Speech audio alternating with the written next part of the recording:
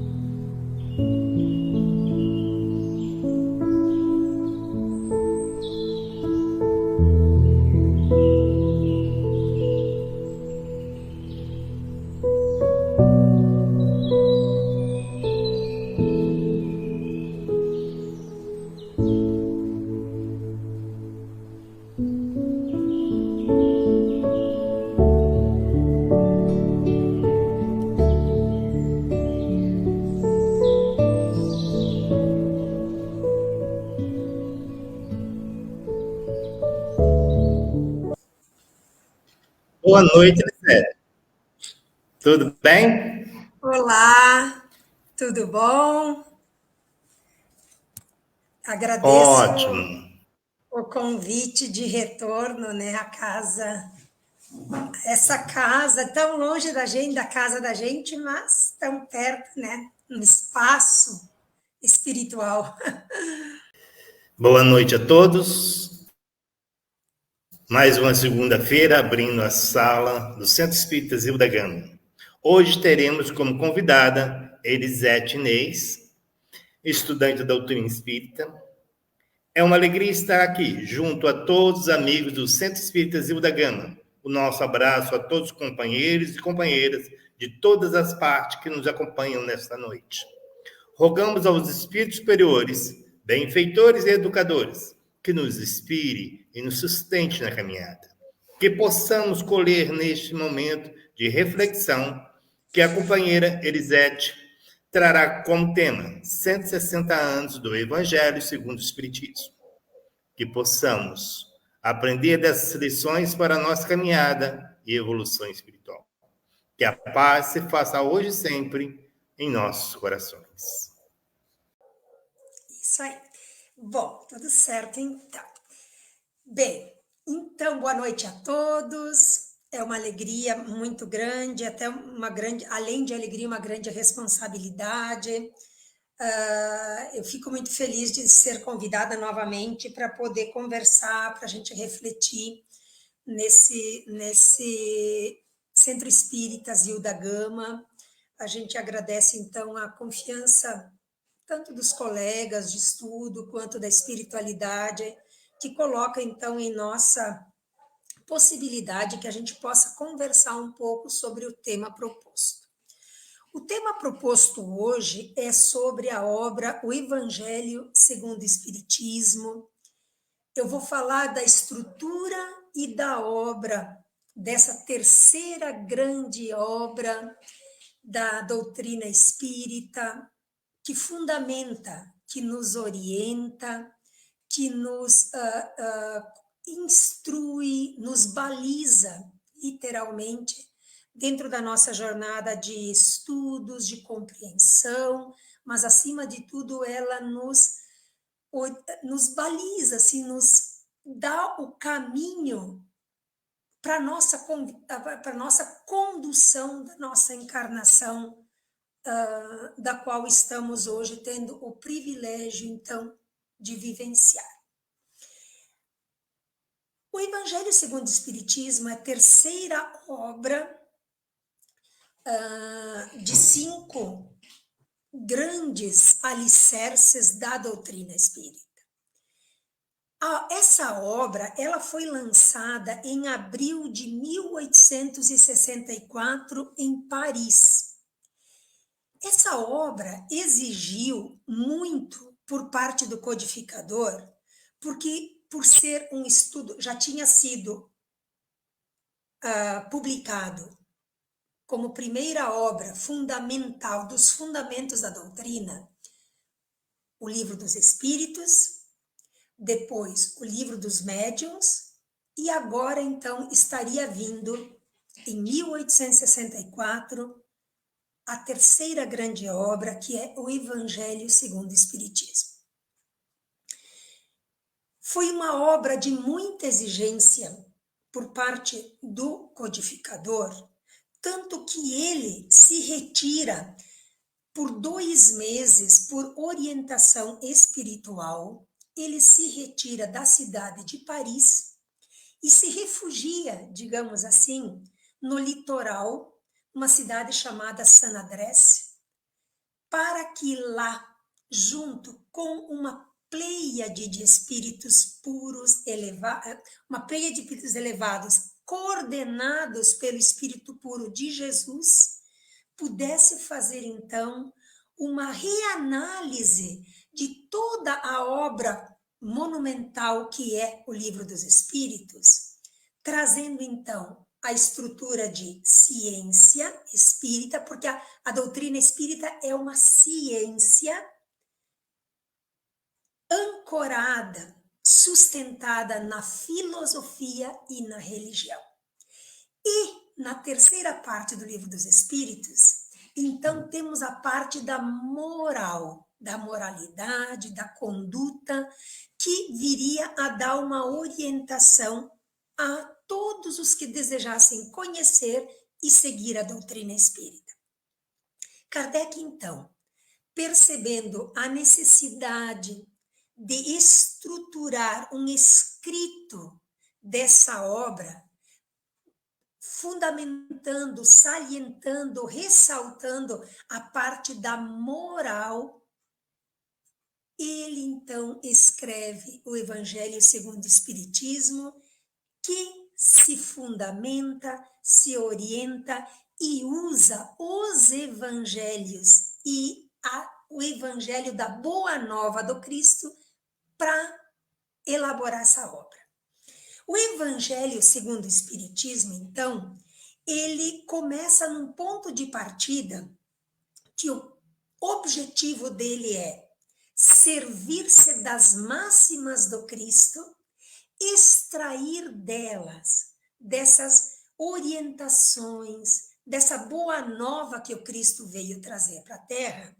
O Evangelho segundo o Espiritismo usa essas instruções para elaborar como uma conduta, como se fosse uma receita de como nós deveremos aproveitar o máximo dos ensinos do Cristo para tornar a nossa evolução possível, crescente e cada vez mais proveitosa. O que a gente vai começar então falando da obra é sobre o título desta obra. Todo mundo fala, então, Evangelho segundo o Espiritismo.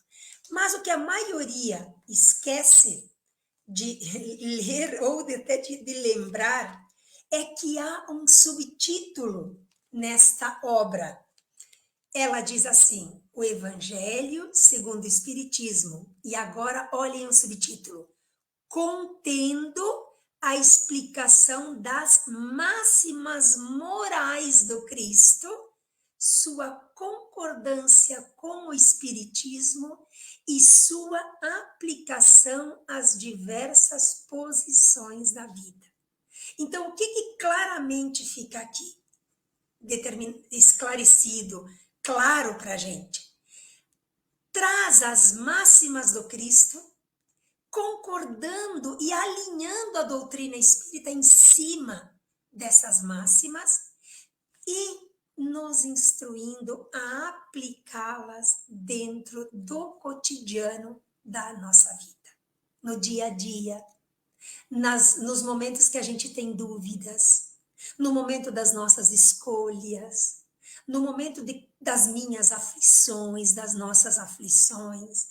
Então, o Evangelho segundo o Espiritismo se baliza, se formata em cima das máximas da moral do Cristo, para que ele seja um norte, um guia das nossas escolhas e das nossas ações diárias. O Kardec é chamado de codificador porque a ele coube organizar com essa assessoria, então, de uma pleiade de espíritos elevados, espíritos com o propósito de tornar fácil, compreensível e também guiados pelo Cristo, porque o Espírito Verdade se fazia presente, né, neste momento que Kardec estava organizando. Ele então organiza, estrutura esta obra que é o Evangelho segundo o Espiritismo. Essa obra contém então 28 capítulos. Ela tem uma estrutura inicial que se inicia da abertura com uma introdução. Tem-se o prefácio da obra, e o prefácio é assinado pelo Espírito de Verdade. Depois nós temos a introdução, então, desta obra, que ela tem os 4 grandes ganchos, alicerces dessa obra, que é claramente explicado. Qual o objetivo da obra? A autoridade da doutrina espírita ao escrever essa obra. Depois ele faz um apanhado do momento histórico, da realidade histórica no momento, então, para que a gente possa compreender os grandes marcos históricos de toda a vinda de Jesus, dos momentos em que se aconteceu, os povos, os grupos que compunham, então, essa estrutura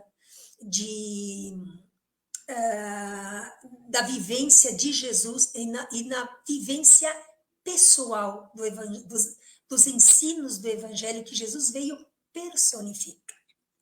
Depois, então, ele traz os grandes ensinos de Sócrates e Platão, que são os precursores da ideia cristã e do Espiritismo. Então, o objetivo da obra qual era? Especialmente trazer a compreensão da moral do Cristo, torná-la assunto compreensível, meditado e aplicado. Um verdadeiro código moral universal. Era com essa ideia que Kardec estaria elaborando o Evangelho segundo o Espiritismo, para trazer esse código moral, que seria um código com bases universais. Depois a gente vai falar sobre o que quer dizer ser um código de bases universais. E ele enfatiza muito nessa abertura, ele diz assim, ó, sem distinção de cultos, uma obra para o uso de todos. Então, quando Kardec elabora essa obra, não há a ideia de trazer uma obra só para os espíritas, e sim trazer uma obra universal que pudesse ser aproveitado por todos, que pudessem se achegar a esta obra. Quando ele fala da autoridade, quando é que a gente tem uma autoridade? É quando a moral me avaliza. Então, a autoridade da doutrina espírita, ela se fundamenta, ela se sustenta na universalidade dos ensinos, o que lhe concerne força para a sua propagação, usando o controle da razão e que a todos poderia ser constatado. Então, o Kardec diz o seguinte, olha, eu estou organizando essa obra, auxiliada pelos espíritos, né, por uma pleiade de espíritos, assessorado diretamente pelo Espírito Verdade, e dentro da autoridade da doutrina espírita, por usar o método da elaboração, ela poderia ser colocada em teste por todos os cultos e todas as pessoas. Depois, então, dessa primeira parte que introduz a obra, a gente vai observar que a obra vai iniciar com... Ela se compõe de 28 capítulos. Quando a gente vai paginar a obra, o Evangelho segundo o Espiritismo, a gente vai observar que sempre no início dos capítulos, o Kardec coloca um versículo ou uma passagem bíblica, que será a fundamentação para aquele capítulo. Ele começa os capítulos, depois a gente vai falar da estrutura e da ordem dos capítulos, colocando então essas citações para mostrar que o Evangelho segundo o Espiritismo não estaria inventando nada. Ele estaria se servindo das máximas do Cristo e em cima dessas máximas ele vai fazer os comentários, as instruções, as abordagens sob a ótica da doutrina espírita, como forma de tornar mais claro, mais abrangente, mais racional o entendimento. A gente vai observar que na grande maioria, salvo do capítulo 22 ao 26, que não traz as instruções dos espíritos, no final de cada capítulo, então a gente falou que começa o capítulo com citações dos evangelhos do Velho Testamento, ele vai citar mais no final sobre instruções dos espíritos. E por que ele traz essas instruções dos espíritos? Com o intuito de trazer a ciência espírita, da opinião, da manifestação dos espíritos no mundo invisível, trazendo as explicações, clareando os entendimentos, trazendo as experiências dos espíritos do mundo espiritual, já desencarnados, acerca daquele assunto que está se tratando, com o intuito de dizer assim: olha, nós aqui hoje compreendemos que, se tivéssemos tido esclarecimento, poderíamos ter feito diferente. Ou então, queridos, amados irmãos, sigam essas orientações, porque hoje, fora da matéria, nós conseguimos confirmar as máximas do Cristo nessa instrução. Pois eu vou entrar com mais detalhamento sobre isso. Quando eu digo que o Evangelho segundo o Espiritismo não é uma invenção de Kardec, não é.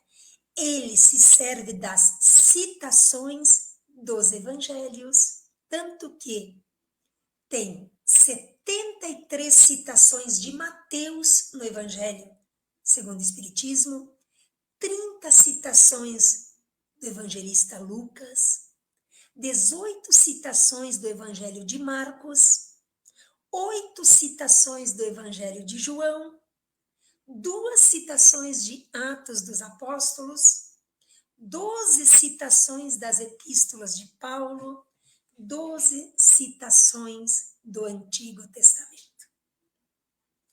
Então, vocês podem perceber que Kardec se serve das instruções, da Boa Nova, das máximas que constam, que estão dentro dos evangelhos do Cristo e também dentro das cartas e do Antigo Testamento, para que a gente crie a certeza de que o objetivo desta obra era compreender, apreender dentro de nós os ensinamentos que ali constavam com o máximo proveito, com a máxima clareza, com simplicidade de compreensão, tanto que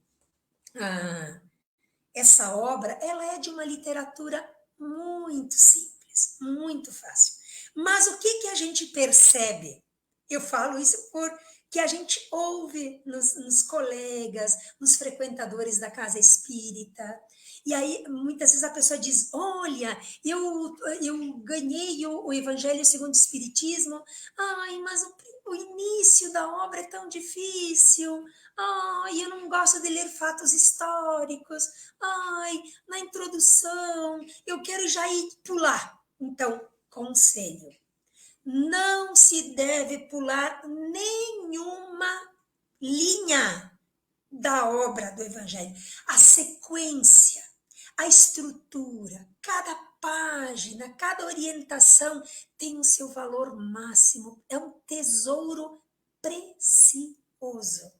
Então, não se deve pular nada. Deve-se começar o estudo e o entendimento da obra desde o começo, para que a gente extraia a íntegra desta obra.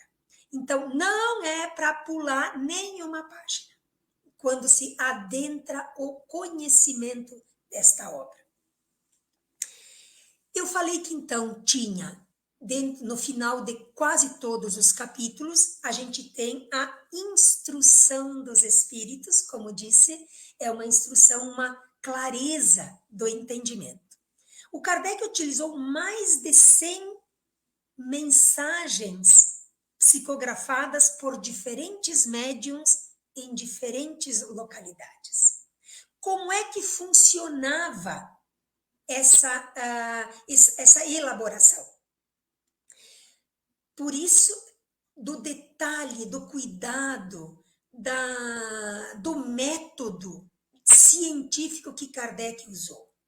Ele lançava os questionamentos através das revistas, da Revista Espírita, ele abordava, levantava um assunto e acerca de uma abordagem, de um assunto que viria a ser tratado. E de diferentes cidades, diferentes países, os médiums, nas reuniões mediúnicas, começavam a receber as manifestações, as respostas, as abordagens acerca daquele assunto. E como naquela época não tinha internet, não tinha WhatsApp, não tinha e-mail, não tinha nada disso, então os médiuns se documentava a manifestação dos espíritos, os médiuns escreviam as cartas relatando a manifestação dos espíritos que se manifestavam acerca daquele assunto. As cartas eram enviadas, então, para o Kardec. Quem assistiu o filme do Kardec vai ver que a Amélie, ela, a esposa do Kardec, eles tinham, assim, montanhas de cartas. Então, vocês vejam quanto o trabalho de Kardec, do codificador, foi minucioso. Eles tinham que ler todas as cartas, separar as cartas que traziam aquelas manifestações, então, dos espíritos através de muitos e muitos e muitos médiuns, de muitos e muitos e muitos lugares. Quando as respostas se mantinham iguais em todas as cartas, porque elas relatavam reuniões mediúnicas de muitos lugares, então Kardec compreendia que aquela resposta era uma resposta universal. Era uma resposta única de muitos lugares, através de muitos médiuns. Tanto que, nos capítulos, a gente sempre vai ver o espírito que traz a mensagem. Nunca ele, e o local também, nunca ele vai citar o médium que trouxe a mensagem. Por quê? Porque não havia um cuidado muito grande em não personificar, não exaltar a vaidade do médium, o orgulho, a vaidade de ter trazido aquela mensagem. Então, a gente vai ver que nos decorrer da obra, nós temos no decorrer dos capítulos, muitas e muitas e muitas mensagens assinadas, por exemplo, por Santo Agostinho, um espírito que se denomina anjo guardião, Caritas, Espírito de Verdade, Elizabeth de França, Erasto, Irmã Rosália, João Evangelista, Lacordaire, Lázaro, São Luís, que era o patrono, o benfeitor, o anjo guardião, digamos assim, das reuniões mediúnicas da cidade de Paris, da Sociedade Espírita de Paris. O apóstolo Paulo tem uma parte linda que ele fala sobre a caridade. Simeão, aquele personagem que aparece nos evangelhos quando ele pega Jesus no colo e diz: agora eu posso partir, porque peguei o Salvador em meus braços. Uma rainha de França, um espírito amigo, um espírito protetor, enfim. O Kardec, então, não coloca toda a mensagem na íntegra dentro dos capítulos do Evangelho segundo o Espiritismo. Por quê? Porque eles estão relatados nas revistas espíritas. Inclusive, quem tem a coleção das revistas espíritas pode confirmar as mensagens na sua íntegra. Mas no Evangelho segundo o Espiritismo, então, ele separa os itens fortes, os itens elucidadores daquele assunto, que vai trazer clareza. Então, ele vai trazer aquilo que é importante para esclarecer o que aquele capítulo vai abordar. Tem, então, eu falei que tem o Espírito Verdade, que assina, e tem o capítulo 6, o Cristo Consolador. Esse capítulo, depois eu vou falar, ele vai estar citado no capítulo, no grupo 2 de um slide que eu vou passar. Esse capítulo, ele é todo assinado pelo Espírito de Verdade. Ele traz as máximas do Cristo. Quando a gente lê o capítulo 6, o Cristo Consolador, é como se nós ouvíssemos o Cristo nos falando, porque ele veio, a sua compaixão, a sua misericórdia, a sua amorosidade, o seu amparo. E aí ele assina, Espírito de Verdade. Mas muita gente se pergunta, será que é o Espírito de Verdade, o Cristo? Então, a gente não tem, eu humilde estudante, não vou ter toda essa certeza para garantir, né, quem sou eu, né? Mas eu quero dizer que todas as vezes que eu encontro as mensagens assinadas pelo Espírito Verdade, o meu coração se toca assim, como se o Cristo estivesse falando comigo diretamente. Para mim, é o Espírito Verdade, é o Cristo personificado. Mas há também estudiosos, né, que falam que o Espírito Verdade é uma pleiade de espíritos coordenada, dirigida pelo Cristo. De todo modo, quem está no comando, quem traz as máximas é o Cristo. Quando ele diz lá nas manifestações, nas passagens do Evangelho, que ele diz: eu sou o Verbo encarnado do Pai. O Pai fala através de mim. Então, para mim, o Espírito Verdade, o Espírito Verdade é o Cristo personificado.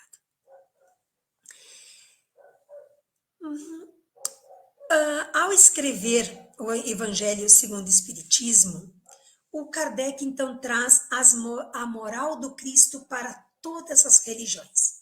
Aí ele fala o seguinte: é o terreno onde todos os cultos podem se reunir. Então, o Evangelho segundo o Espiritismo é um roteiro infalível para a nossa felicidade futura, para nós compreendermos e entendermos como nos polirmos, como nos reformarmos para que a gente possa construir o grande objetivo da nossa encarnação, que é construir dentro de nós o homem de bem. Ele vai tirando, então, vai levantando o véu da orientação para que a gente vá compreendendo as chaves, através das chaves do Espiritismo, as máximas que Jesus disse. Eu não vos digo tudo, porque ainda não tendes condições de compreender integralmente. Mas virá o dia em que eu vos mandarei o Paráclito, que é a instrução que a gente compreende ser a doutrina espírita, porque ela esclarece, porque Jesus disse, ela vos esclarecerá a verdade. Ela vos trará, o ensinamento que eu enviar, vos trará consolo.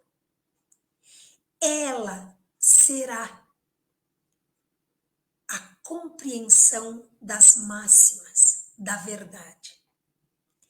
Ela vai vos fazer entender da onde viestes, por que estás aqui e para onde ireis. Então, o Evangelho, esta obra monumental, que é a doutrina espírita, que é o Evangelho segundo o Espiritismo, ele traz, então, na sua estrutura de obra, todo o entendimento. E para facilitar, para ficar mais fácil, então, depois de passado o início, que é a introdução, o objetivo da obra, os fatos históricos, a estrutura de como os capítulos se formaram, eu vou usar, eu até anotei o nome aqui, eu vou usar uma estrutura que eu, de um vídeo que eu assisti da Célia Carvalho, da TV Mundo Maior, aonde ela traz esse esqueleto, esse formato de como os capítulos são formados, montados, organizados e por que desta ordem dos capítulos na obra do Evangelho segundo o Espiritismo. Eu observei assistindo que tem outras abordagens, outras pessoas organizam de maneira diferente. Eu entendi, gostei da estrutura que a Célia trouxe, então eu vou aproveitar essa estrutura que me fez compreender, porque eu achei clara e acho que será clara para vocês também. Então, passado a introdução da obra, a gente vai... Deixa eu ver aqui. Acho que o Joano tem que me ajudar a colocar o slide 1, Joano. Porque eu não estou conseguindo. Não, vamos lá. Então, espera aí. Vamos para o começo. Pronto, agora sim. Como é que Kardec, então, organizou a obra? Eu vou ter 5 grandes grupos que me ajudam a compreender a lógica desta obra. E também vai ajudar a compreender, porque há pessoas que fazem o estudo do Evangelho, eles fazem do começo, bem tranquilo. Mas há também pessoas que fazem a prática do Evangelho no lar, abrindo aleatoriamente o Evangelho. Então, 2 coisas. Eu pessoalmente, acho que todo espírita deve, primeiro, ler, estudar a obra para compreender a sua estrutura, para que quando ele estiver num momento de uma aflição, ou também de um momento da prática do Evangelho no lar que deseje ter uma orientação mais específica acerca de uma dúvida, de uma aflição, de uma escolha que ele venha fazer, quando ele abrir o Evangelho, por exemplo, se ele abrir lá no capítulo 12, que ele possa compreender dentro de que estrutura, de que grupo esse capítulo 12 está relacionado. Então, eu vou trazer essa estrutura porque ela vai orientar muito o entendimento. Então, o Kardec organizou os capítulos e eu vou separar em 5 grandes grupos. Primeiro grupo, capítulo 1, capítulo 2, capítulo 3, capítulo 4. O capítulo 1, não vim destruir a lei. Capítulo 2, meu reino não é deste mundo. Capítulo 3, há muitas moradas na casa de meu pai. Capítulo 4, ninguém pode ver o reino de Deus se não nascer de novo. Gente, não há dúvida nenhuma de que o início desses 4 capítulos da obra é o Cristo nos falando. De dizer assim, ó, eu não vim destruir a lei, eu vim personificar a segunda grande revelação para que eu seja o modelo e guia das vossas condutas. Quando ele diz assim, meu reino não é deste mundo. Lá nas manifestações dos evangelhos, Jesus diz, não, meu reino não é da matéria.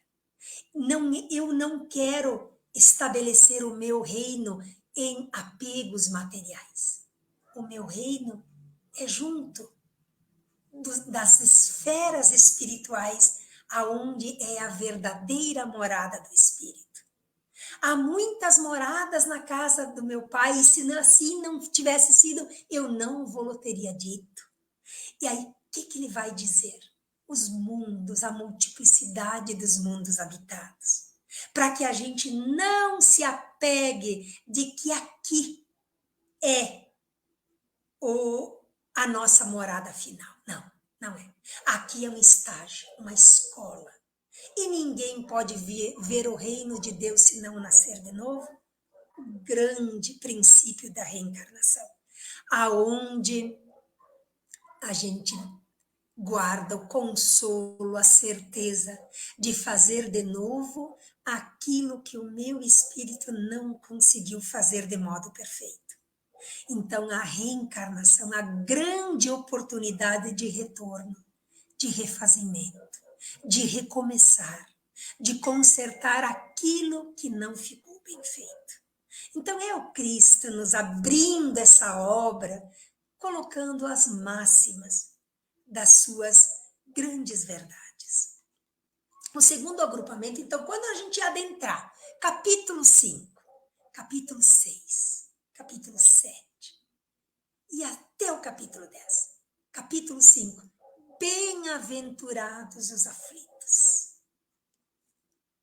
Aí o Cristo disse antes quem ele era, o reino, a reencarnação, e ele diz, eu venho consolar as aflições.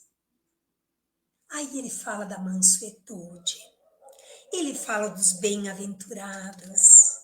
O que é ser bem-aventurado? É abrir-se para as transformações. Então, o capítulo 5, bem-aventurados os aflitos, que é o nosso estado atual da nossa encarnação. Ele fala, bem-aventurados os mansos, comigo o jugo é mais leve, mais suave. Bem-aventurados vós que chorais hoje, mas um dia tereis a felicidade. E aí ele vai citando todas as bem-aventuranças deste médico, esse grande médico das almas. Esse irmão nosso mais velho que nos ampara, que nos aconselha, que nos acolhe muito dentro das nossas dores. Depois o capítulo 6, o Cristo Consolador.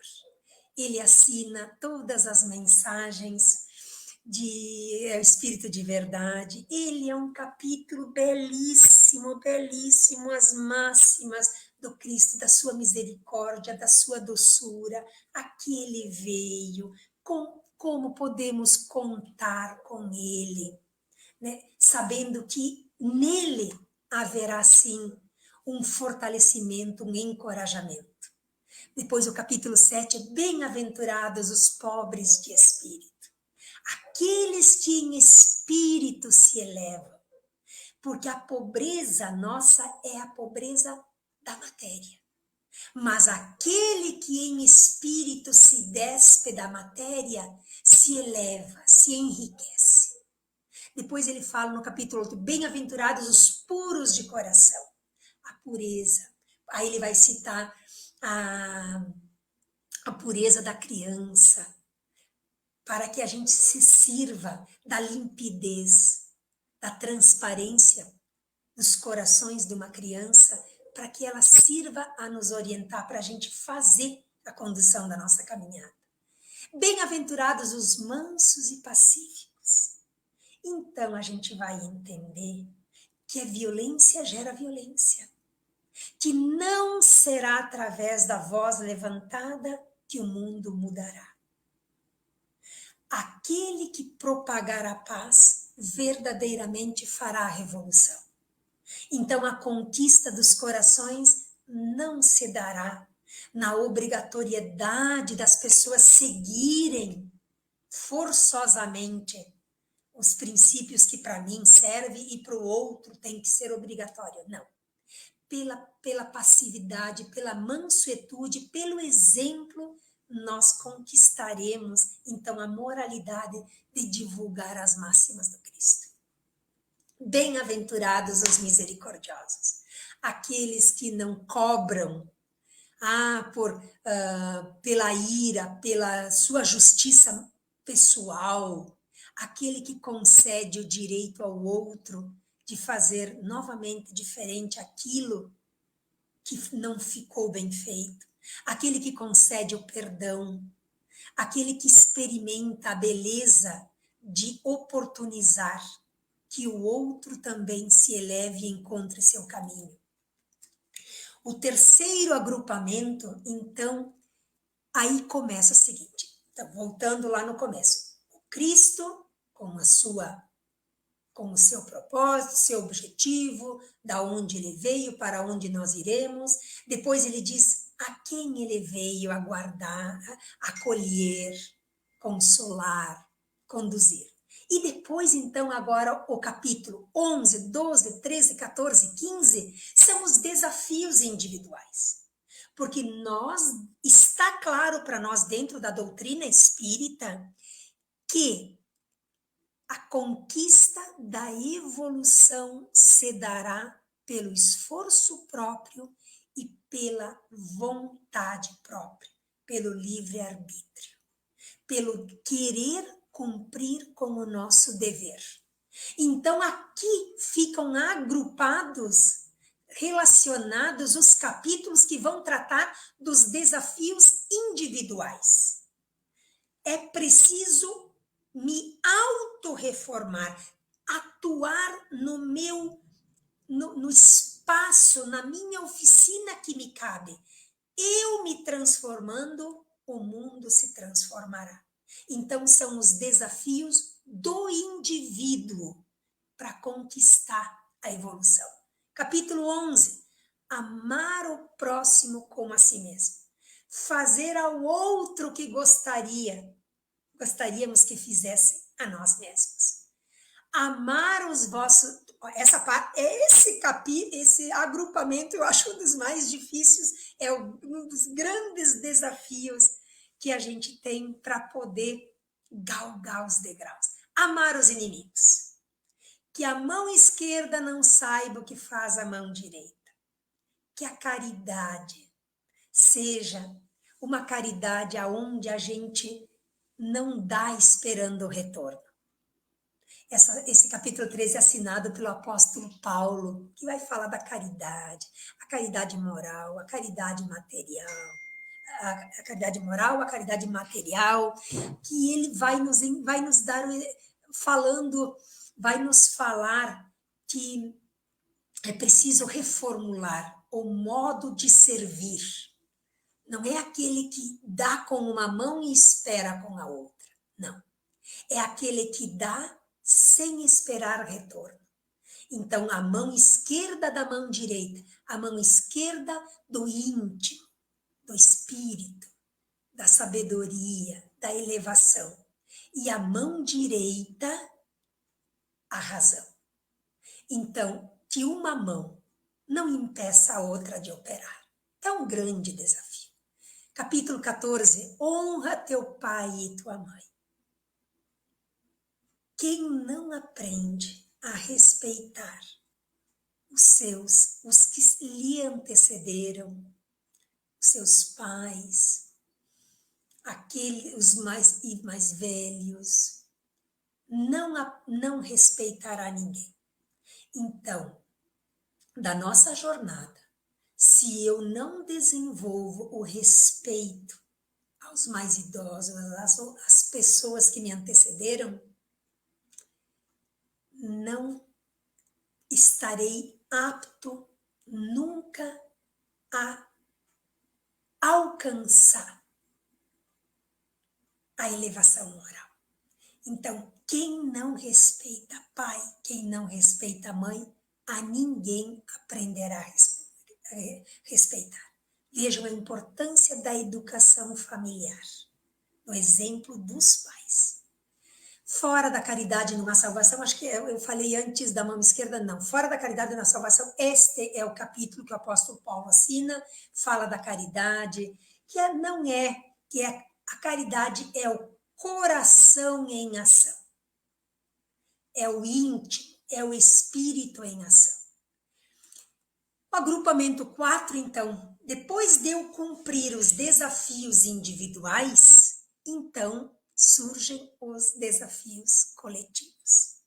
Se eu cumpro com a minha tarefa individual, eu estarei apta a me agrupar com o outro que também fez a sua tarefa individual, o outro, então nós formamos um ser coletivo.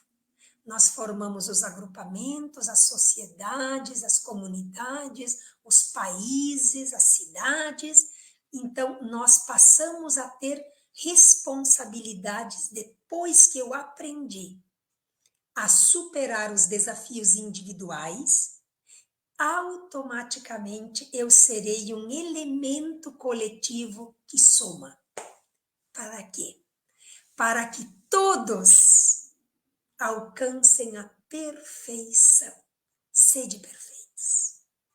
Sede perfeitos. Foi o conselho de Jesus. Capítulo 8, muitos os chamados e poucos os escolhidos.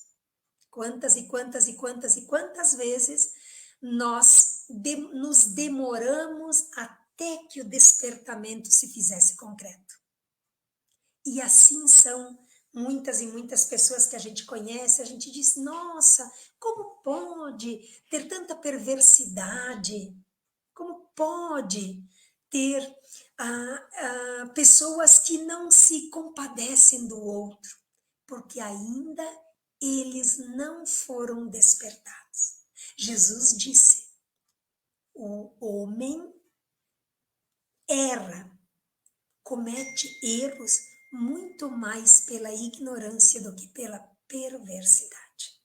O dia que esses espíritos perversos despertarem, acolherem o chamado, o mundo será um mundo de regeneração. O bem superará o mal. Então, a gente precisa estar alerta a todos os chamados que nos chamam a nós darmos a nossa contribuição coletiva.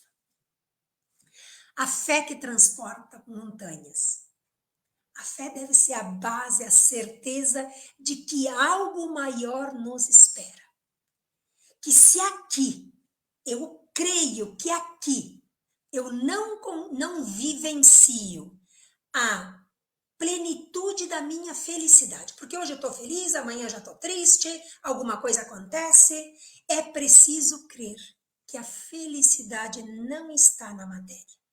A felicidade que me conduz, me encorajará a transportar as montanhas. Até as montanhas serão transportadas pela fé. E aí Jesus diz, olha, quando está nas passagens do Evangelho, ele diz assim, Ah, porque aí os discípulos se veem pequenos diante de uma realidade, ele diz, a fé de vocês é menor que um grão de mostarda, que era o menor grão que existia, que ele citava nas parábolas dele. Os trabalhadores da última hora, o capítulo 20. Eu acredito, então, na minha opinião, que os trabalhadores da última hora somos nós. Agora, na grande transição planetária, nós temos a oportunidade de estarmos vivendo nessa encarnação a possibilidade de fazer melhor o que a gente não fez em outras encarnações. Então, nesta última hora, é a arrancada final. A gente tem que acelerar para o lado que nos levará à evolução espiritual. Falsos cristos e falsos profetas. Que a gente guarde dentro, e a doutrina espírita orienta, instrui muito, que orai e vigiai. Para que a gente, na oração, a gente busque força para o crescimento. E o vigiar para estar atentos. Que a nossa fé raciocinada nos balize, nos faça rejeitar meias verdades. Quando temos dúvida, que a gente pergunte, se Jesus estivesse no meu lugar, o que ele faria? Aceitaria ou não aceitaria essas verdades supostas que eu estou tendo? Então, a fé raciocinada. Não separar o que Deus juntou, ele vai falar então, aí aqui é um dos capítulos que não tem as instruções dos Espíritos, ele vai falar do casamento, né, das uniões, a estranha moral, aí é um capítulo que muitas vezes a gente questiona, então, para compreender, eu não vim trazer a paz, eu vim trazer as separações, por quê? Porque é preciso, na nossa jornada, deixar para trás as coisas que são apegos, as coisas que não somam nada. É preciso que nós saibamos separar o joio do trigo. 24, não pôr a candeia debaixo do alqueire. Então, para que a nossa iluminação se mostre, que ela possa ser exemplo para outras pessoas. 5º agrupamento, buscai e achar. Aí ele fala o seguinte, bom, desafios individuais, depois desafios coletivos e depois, basicamente, junta os desafios individuais com os desafios coletivos e vem a trajetória da conclusão, da efetivação da conduta do cristão para efetuar realmente uma reforma íntima. Buscai e achareis. Tem aquela passagem que batei e abrir-se-vos-á. Então, crer, pedir a assistência dos espíritos, dos benfeitores, nos momentos de aflição, que a gente busque a mão amorosa do Cristo, que a gente peça ao alto com humildade, que a gente seja amparado, que a gente seja conduzido, que a gente seja abraçado e fortalecido nas nossas dificuldades. E também na gratidão às conquistas que a gente tem. Capítulo 26, dar de graça o que de graça receber. Essa é uma das grandes máximas que a doutrina espírita também, acerca do Evangelho de Jesus, ela reforça. Não devemos cobrar pelos trabalhos de mediunidade, de amparo, de assistência.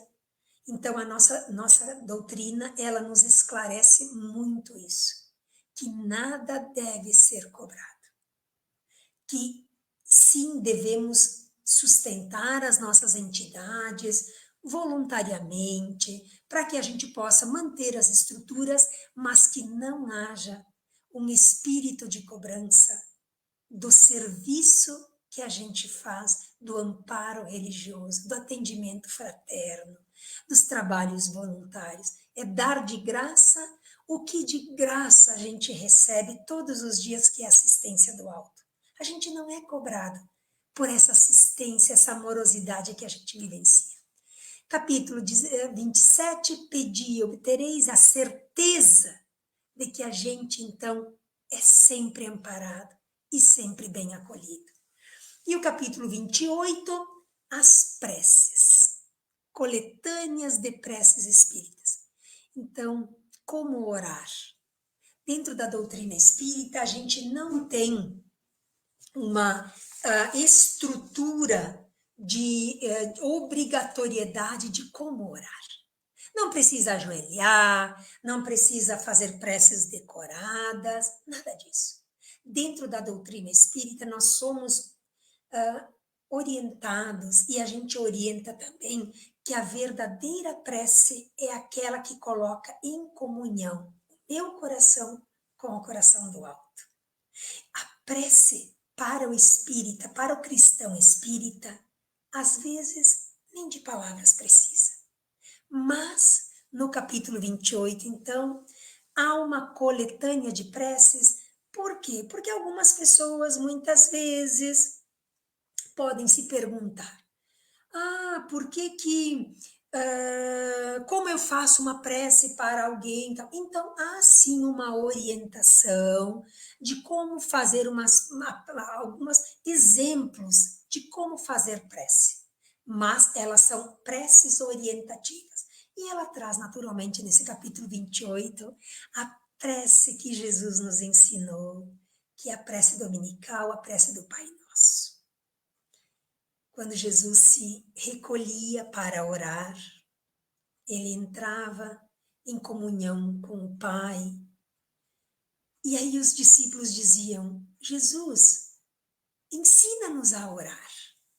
Como você faz? E então Jesus traz a oração do Pai Nosso, e nessa oração do Pai Nosso, ele vai dando, no decorrer das frases, ele vai dando a realidade do alto, a realidade do amparo, a realidade de perdoar, de rogarmos o perdão, de rogarmos a assistência, de entregarmos, aprendermos a servir. Então, nesse capítulo 28, há uma coletânea de preces. Então, chegando agora às 19h59, para que a gente possa cumprir o horário, que é das 19 até as 20, eu encerro aqui, então, essa minha explanação. É claro que cada um dos capítulos mereceria ser abordado. Os capítulos são belíssimos, desde o início, da introdução, são capítulos maravilhosos, capítulos que nos instruem, que nos consolam, que nos encorajam. Joana, se tu quiser tirar o slide, pode tirar agora para fazer o fechamento. Isso. Então, é claro que nessa hora eu segui assim meio correndo, assim, dando a estrutura, mas então eu procurei trazer como Kardec organizou a obra, como hoje, então, em abril de 1864, neste ano são 160 anos dessa obra. Que nós espíritas, é obrigação de nós espíritas termos o Evangelho como livro de cabeceira. Estudarmos essa obra, quando eu digo estudarmos, é compreender a sua estrutura e depois nos servirmos dos seus ensinos para que ela seja o nosso grande guia das nossas escolhas cotidianas, das nossas escolhas diárias. Mesmo quando eu tenho as minhas dúvidas, as minhas aflições, que ali eu encontro o aconchego. Então, todo esse estudo que a gente, que eu trouxe muito rapidamente, quizá um dia a gente possa falar até do começo, desde o começo dessa obra, me coloco até à disposição para isso. Todo esse estudo tem importância de nós conhecermos e praticarmos o Evangelho. Fazendo tudo o que está ali esclarecido, estaremos a caminho da elevação da nossa alma. Se o homem trouxesse o Cristo no seu íntimo, os nossos quadros de misérias humanas seria totalmente outro. Então, nós estamos muito longe das máximas e dos ensinos do Cristo. E é preciso que nós despertemos para isso, que a gente implemente dentro do nosso dia a dia. Ensinos simples, mas exigem determinação, propósito, perseverança na aplicação dentro do nosso dia a dia. A compreensão do Evangelho, a exemplificação do Mestre, nos daria outro entendimento da dor e do sofrimento. Nós, em momentos difíceis, encontraremos ali o próprio consolo, fortalecendo, garantindo que o nosso esforço próprio, o nosso sentimento de dever, nos fará superar todas as dificuldades. E através do Evangelho, passaríamos a compreender com outros olhos as dores que a gente passa no dia a dia. Compreenderíamos que as dores são um escorredouro das nossas imperfeições. Então, teríamos todos a luz do Cristo como auxílio para superar todos os obstáculos que possam gradativamente se apresentarem na nossa jornada que a gente está aqui vivendo. Então, que a gente tenha um propósito, uma decisão para que a gente implemente dentro dos nossos corações a verdadeira transformação, aquela que nos conduzirá para o alto, e que o nosso exemplo seja a luz para os meus pés e para todos que estão ao meu lado. Eu agradeço a todos a atenção e fico à disposição para todos que estão. Nós que agradecemos.